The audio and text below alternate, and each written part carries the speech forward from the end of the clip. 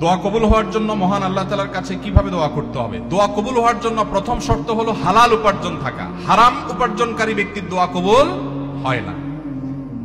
চুরি করে, ডাকাতি করে, টিন চুরি, গম চুরি করে এরপরে মক্কা শরীফ গিয়ে 2 হাত তুলে আল্লাহর কাছে চোখের পানি ফেলে দোয়া করছেন, হাদিস বলছে দোয়া কবুল হবে না।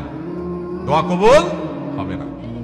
নবী করিম সাল্লাল্লাহু আলাইহি ওয়াসাল্লাম পরিষ্কার হাদিস আছে, অনেক দূর থেকে এলোমেলো চুল নিয়ে, ধুলোমলিন শরীর নিয়ে কেউ যদি কাবার চারপাশে হাত তুলে দোয়া করে, আন্না ইউস্তাজাবু লিযালিক, কিভাবে তার দোয়া কবুল হবে? নবীজি বলেছেন, কারণ দেহ, তার শরীর, তার সম্পদ হারাম দ্বারা গঠিত হয়েছে।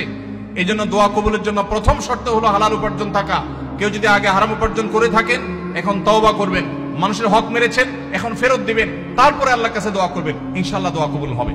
দোয়া কবুলের দ্বিতীয় শর্ত হলো অন্তরের অন্তঃস্থল থেকে কায়মনোবাক্যে দোয়া করবেন, অন্য মনস্ক হয়ে না, দায় সারা ভাবে না, মনোযোগ দিয়ে দোয়া করবেন।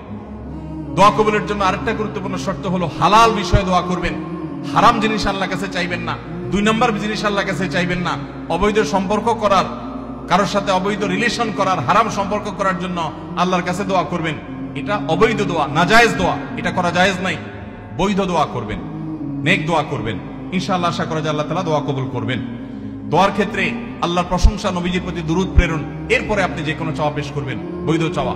এবং দোয়া করার পর কবুল হচ্ছে না কেন জন্য হুলস্থুল করবেন না। এই শর্তগুলো মেনে চললে কোরআন এবং হাদিসের আলোকে আশা করা যায় দোয়া কবুল হবে ইনশাআল্লাহ। দোয়া কবুলের বেশ অনেকগুলো স্থান আছে, ইনশাআল্লাহ অন্য কোনো মাহফিলে এটার উপরে আলোচনা করতে হবে।